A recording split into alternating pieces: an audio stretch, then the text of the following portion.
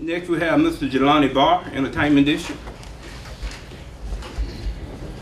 How's everybody doing today? Hey, All right, all right. John. We're back again, just like Brantley. We came at the last meeting and pretty much introduced our proposal of what we envisioned for an entertainment district, which basically was declaring pretty much all of downtown Greenwood and most of the business area of South Greenwood as this district, and sectioning off certain streets, designating certain streets where people would be able to call it a free zone. Well, adding like a Beale Street or Bourbon Street type feel, where people would be able to walk up and down streets with their beverages in their hands, as long as it's in a cup, as long as they're in this designated area, and as long as they're old enough. Also, business owners will have no curfew on their businesses when they would have to close their actual business. This area would be police protected, police secured. We have a strong police presence there for prevention and for protection, because we must protect these businesses, especially if we're allowing people to be out at these hours and things like that.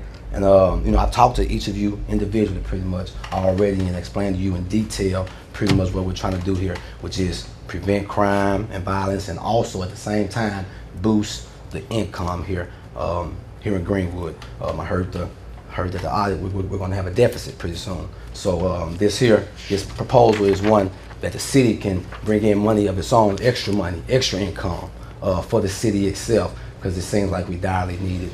And that's pretty much basically what we have here. And it's through the Mississippi Delta Ceasefire Initiative. And what we want to do is provide awareness for gun violence, domestic violence. We have a big problem with gun violence, youth running wild. We had a situation here at the river where a bunch of youngsters, I intervened, and I feel that if adopted by the city, the Mississippi Delta Ceasefire Initiative would spread an infection of people trying to do the right thing as far as thinking twice about domestic violence, thinking twice about picking up a gun, child abuse. We want to be there on the preventive side. We want to be there on the to interact. Right. And if something does happen, we have people put together that have already been through violent crimes that will be there to comfort those families. And even if something happens that we know about, we will be able to intervene because we're there in the community. And we've been spreading the word through radio. We've been spreading. We have a PSA now running in the newspaper. We didn't have PSAs geared toward violence, but I think it's greatly needed. Our young people need more to do. Our adults need more to do. Our business owners that are already established in the entertainment district, one of their big problems is violence and people coming in disrupting their businesses. And we want to be that program that encourages people not to do so, and at the same time give people the option to be able to go out past 1 o'clock. If we're going to have these entertainment districts and get these people coming into town from different places that doesn't have curfew, a lot of times they come here for our events and they have to actually, the night stops early. And I think there'll be more revenue incurred. Right. If our established businesses, they have already been struggling. I look at it sort of like during Thanksgiving when they have Black Friday, when our businesses want to try to get out of the red and get into the black. That has never happened for our entertainment and venues that are already existing. We got some historic places like Iola's and places like that have been in the community for years. And she has to stop cooking at a certain time. But with festival type atmospheres, I think that we can promote that. We can promote that. And with the Mississippi Delta Ceasefire Initiative, we're going to make sure that the overall perception is safety. No violence, safety. We're going to get along. And here are just a few incentives for everybody, because everybody benefits from this proposal. Yes, sir. Exactly. Are you going to implement your program as it relates to the entertainment district? Are you going to hold seminars Okay, well, Okay, go ahead. Okay, all right. The entertainment district itself, as I explained to other council members, for one, this is an undertaking that we're presenting to the city that the city would have to establish. Also, an entire new department would have to be established for the entertainment department.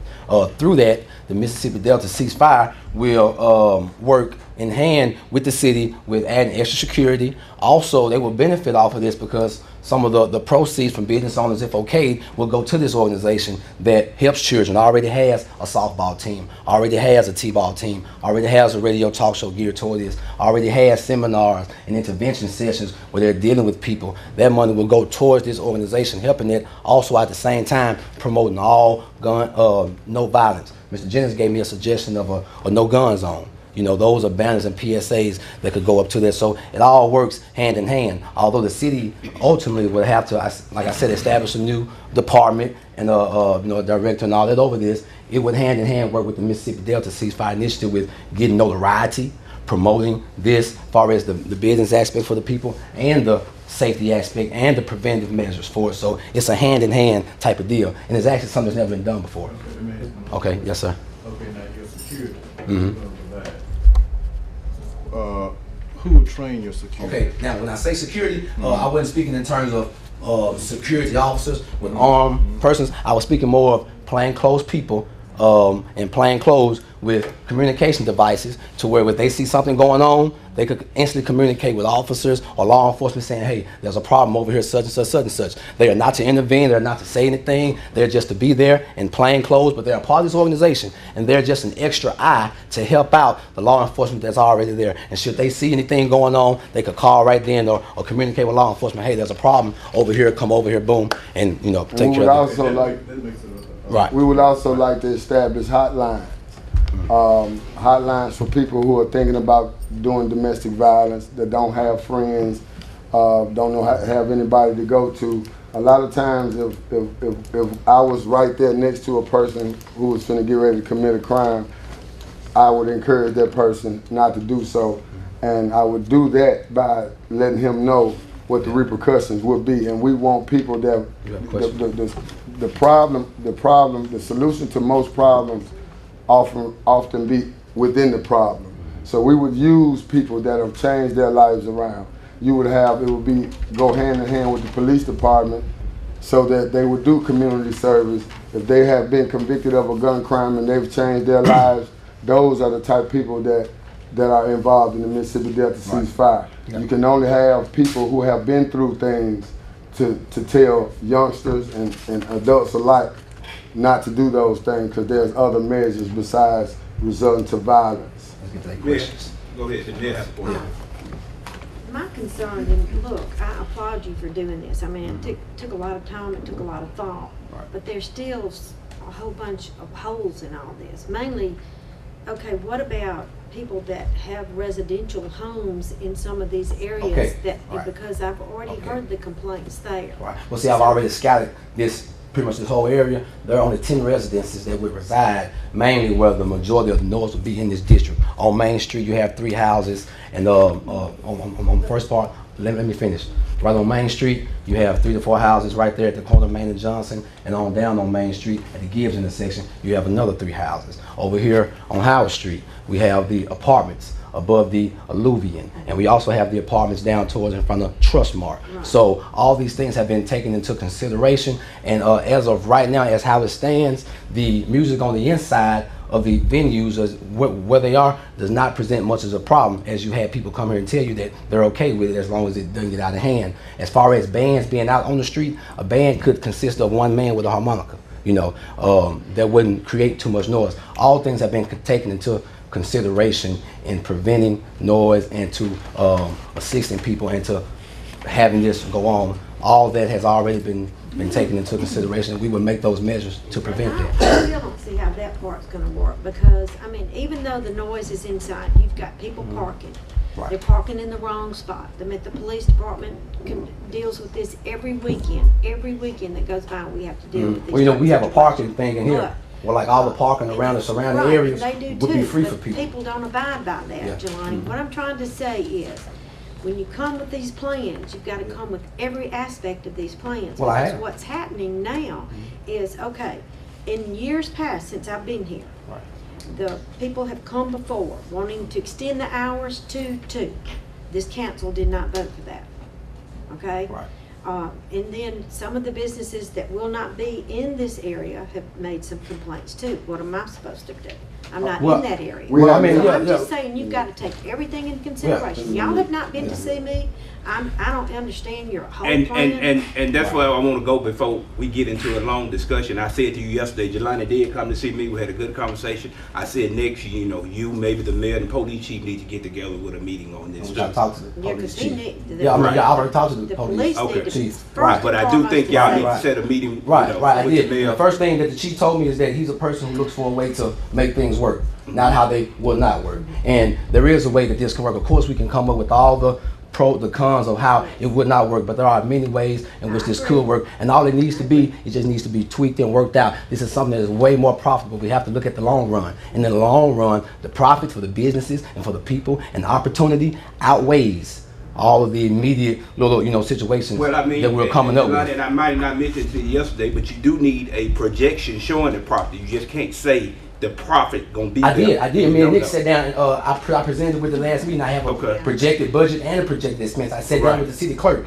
and Uh-huh. I got all the right of what it would cost and what. So I did my extensive homework and all that is taken into Okay. account. And All that's this is what going I'm to saying. take. See, this is a faith-based thing, because also it's a calculated thing because it hadn't been done before. So of course you're going to look and say, oh well, I can see how this can work. I can see how that can work, but it can work. Mr. Jensen, Mr. Chairman, one thing I wanted to add is just encroaching closely into these entertainment things. My man's got to get up in the morning, and he's got 2 children and a wife, and Right. a pregnant wife, and there's a band playing across the street. It's 4 o'clock in the morning. It's going to cause a little violence. Right. And there's nothing worse. A man with a gun, we've all got a right. These school zones, you got places where there's no gun zones, Right. I think a man ought. The Constitution says we can bear arms. Right. But a drunk with a gun, Yeah. 2 different things. That's right. I can negotiate with you right here, but if both of us are drunk, mad at each other, a catalyst is in there that's, Right. and the next morning we're gonna say, we did what? That's right. I did That's why what? you have the proper protection in place, to Let see me that. talk. But And the, protection and, but it's hard, if you got 5,000 people down there and 400 officers, or 20 Well, officers, you can't cover everybody's, but we have to, my thing is about is encroaching into the residential areas. Right. I think Bill Street's fine, I know it works, Bourbon Street is a. and they do have is a- residences in those areas. There's had 2 shootings Right. down there, shot 9 people Yeah. down the Right. street, Well, you- people down there with their wife, children walking down the street, a couple of drunks down there with guns. That's why it scares me getting into the areas. I think it's a good idea, but I think the footprint of it ought to be expandable. Maybe start on a smaller, more commercial area, and expand a little more if it works. Right. We do everything, we hire people Well, that's on fine. a trial Yeah. basis or on a probationary type Right. deal thing to see if things are working, implement before we That's get great. into this big. That would be no what problem. What have we opened up? What have we opened up? But our first concern is the peace and happiness and Right. well-being For the people. of a man and his homestead That's and right. his wife and his children. That's right. That's right. I'm to the point, when I was younger, if I was home with my wife and my children at 11 o'clock in bed and tucked them in, Right. there's not gonna be any trouble. That's true. But if we're gonna go out to 2 or 3 or 4 o'clock in the morning and we're gonna get marinated, things are gonna start happening. Right, I mean, Right, but one other thing in May this, I- in this I understand district, it, but there I- are no families. Like I've also checked that there are only elderly people who are asleep after a certain time, and there are people who are in and out. So there are no man and wife and families in this area. Like I said, only on that side, only 10 residences are affected. And if this is profitable, as I say it is, this can even go into soundproofing houses or doing things like that. Those type of things can happen because that type of profitability is in this type of thing. So if you want to do that, you can take those type of measures in order to make this work because it can work. All it takes is a leap of faith and the right calculations, which I believe we have, and with the right adjustments. We can adjust this and tweak it to whatever way we can. Just to totally discredit and say that it cannot work is not. Oh, I'm not saying. Right. I know you're not. Right. I know you're not. But to okay it and to say, hey, let's go ahead, get it in, and let's work on it. Let's frame it. Let's get with the chief, because chief is very cooperative. He was very cooperative in looking at plays and ways that we can make this work. Even leaving lanes open for emergency exit. See, we've covered all that. we've taken into consideration everything. Well, Go ahead, I'm sorry. I guess that, Howard Street has 18 apartments, plus the Alluvian, and people, Right. One thing that doesn't sit well is that there's a 2% privilege tax, just going back to your nonprofit. And I don't see drinking and staying up till 3 being in line with prevention of domestic violence. I know, but I want to see entertainment grow. We need that for here. But I also would like to see it with entrepreneurs taking that risk. And let's see who's coming first. Well, we already see but that I don't with see another the department added festivals. to the city at all. Yeah. That's something I think y'all could take. Well, I mean, well, kind of not, because it's not just for one group. It's for the city. We're in a deficit. So this is the way for the city to also make money. That's what this is for. This is not just for businesses. It's not just for this, not just for that. It's for everybody to make it. And and going back to your 2% and what you talked about, this is an organization that's been working, like I said, for 20 years. Mr. Pearson has been doing this since he first probably left college. Ceasefire's been. Well, I'm saying he has been working. Yes, we just got incorporated this year, but the work we've been doing, the work that's been going on, work is what counts, not a name, not a corporation. Work is what counts. We've been putting in work for 20 years. Mr. Pearson has a softball team. He works with these children on a daily basis, and a radio show. So it's going back into a great organization. To answer you all's question, as far as how it relates, when we talk about entertainment and Main Street, my thing was, I live in the community. What I wanted to do was, I saw my people the people that are getting shot, I know them. The people who are doing the shooting, I know them. And an idle mind is the devil's workplace. What we envision is bringing something to the citizens of Greenwood. Everybody is not going to stay out, but I do think they should have the option. Everybody is not going to go out and stay out all night. As we spoke last time, I let Mr. Barr know. He's the president of my nonprofit. He's a very passionate worker. Once you hear open container, when people are skeptical about what you're doing, that's what they latch on to. The first thing they say is drunk. We've just had, one of my close friends was just shot. We want the city of Greenwood to get behind Mississippi Delta ceasefire, because if we're going to have an entertainment district, we want to have a persona in the air of protection. It has to be safe. And we want to be an organization. There's PSAs out there for cancer. There's PSAs out there for Alzheimer's. We want to bring awareness to black on black crime in general, so that when other people have ideas to come before the council, they can do that. But we trying to eliminate all the things that could be said like Mr. Jennings said, saying now. Like he made the analogy of two drunks getting together, fighting. Those are isolated incidents. Greenwood is normally a good place, but they just have to be in the house at 1 o'clock. And we have a lot of businesses here in town, and we have people that come to town that's used to being outside, used to being able to go and come, and they're not when they come to town. And we just want to do our part in South Greenwood to connect with North Greenwood, because the things that you all have are very well receptive. We participate in it, and there's drinking involved, there's cups involved, there's festival type atmospheres. We don't have a festival type atmosphere going on in South Greenwood as they do in North Greenwood. And we wanted to be the organization, since nobody else has tried it, we wanted to be the organization to do it, because I have a rapport with hundreds of youth, if not 1,000. So I think my influence goes far, and I think that the people of the community, if they would be awarded with, and my thing is once a month. That was my idea, for once a month, for us, the business owners that own entertainment districts in South Greenwood, to be able to have a night where they can create extra revenue with protection, with the overall perception of the program, Mississippi Delta Ceasefire. I want to encourage people to put the guns up. We also want to impose a $1,000 cash bond fine for people going into people's establishments causing trouble. A lot of times, good have to suffer for the bad here in Greenwood. And I think that the citizens of Greenwood are ready to do whatever they need to do to be in accordance with you all so that they can get some more opportunities to impress you all that we won't be getting drunk all the time and shooting and doing things. Because those are isolated incidents. We would never know. We would never know whether it would happen or not because it had never been tried. Never been tried. So we put ourselves out here to try it, and I understand. I already knew, some of the things that we're going to get. We already knew every question that would come in. Any other council have just one? We're going to have to wrap this up. One thing is a delicate balance to keeping the community safe.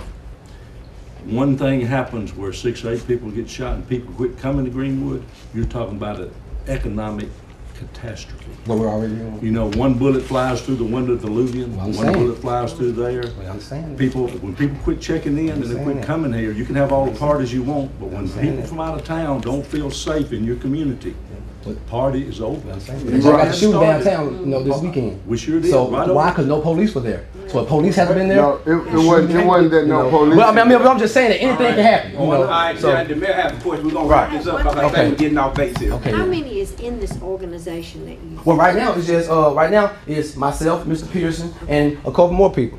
But this is all we have, and this is all he's done for 20 years is make this type of thing work. I'm a product of that. When I was 12 and 13, we didn't have any of you all coming taking us to play basketball. Mr. Pearson was. So this is something he's been doing for a long time, and that 2% tax which he talked about goes back to this. Also, this is an organization that pays taxes. So that money, I'm sure the owners will report to the IRS that they paid to this organization.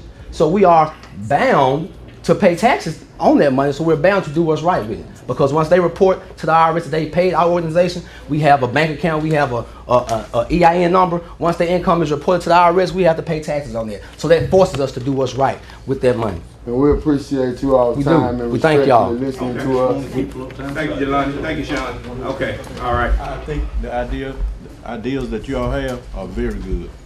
And like you said, you never know whether something is going to work or not unless you try it. But like I told you prior to this meeting, a lot of tweaking probably is going to have to be done. A lot of things need to be ironed out. That's fine. That's fine. But that's all I want from the council is just the opportunity to say, hey, let's establish this and let's iron out the wrinkles so we can get it going. That's all that I want from the council to say, okay, you know what, we're going to get a resolution, we're going to establish this, we're going to set it up, and we're going to sit down and iron out everything and which is going to take to get this done. It can happen. We can bring back Greenwood. We must remember this is for the businesses also. Businesses have to make a profit. And some business owners in here now or were in here and support this because they do believe that with that extended curfew and with allowing that people to drink, they can get more money in. The point has been well taken, Jelani. Okay. I'm going to let the attorney make a statement to you. Okay. Jelani, I've heard from a lot of people that like the idea, and of course as the saying goes, shoot for the moon, and if you miss you hit the stars, and you've asked for a lot. People have asked for, like the mayor said, 30 minutes extension. Right. And Chief Purnell and other chiefs have said no, and you're asking for 3 o'clock. Well, I'm asking for no curfew on businesses, period. Exactly. Right.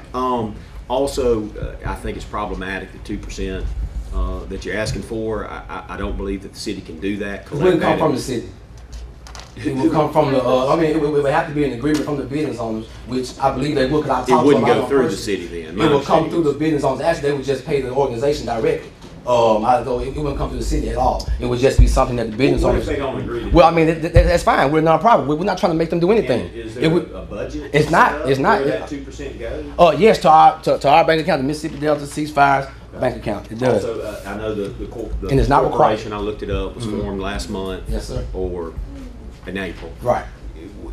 I think at a minimum we need to see the bylaws, see who the shareholders are. Well, we just non-profit without no shareholders. Because it's a non-profit. Or who the officers, rather. Okay, then, well, right now I am the only officer. Mr. Pearson is just a founder. Do you have bylaws? Oh, I do. We do have the bylaws written up, and I would be glad to present that to you. And I would be more than happy to present that to you. Suggestion, kind of like the rail spike park, there was a committee formed that kind of fleshed out some issues because nothing's gonna be decided Right, here. right Right, here. right. I Presenting understand your it. idea. Right. I would suggest going forward that maybe a committee is, across racial lines and with people with vested interest downtown, and because a lot of things need to be fleshed out before this It council does, can it come. does, and like I said, I have no problem working with whoever. I've even been in touch with Main Street Greenwood, with their board and their president, and they said the same thing. They love the idea, but we just need to evolve it more. And I have no problem with sitting down and tweaking and working out everything to where it can benefit everyone, because this is $1 million plan that can bring our city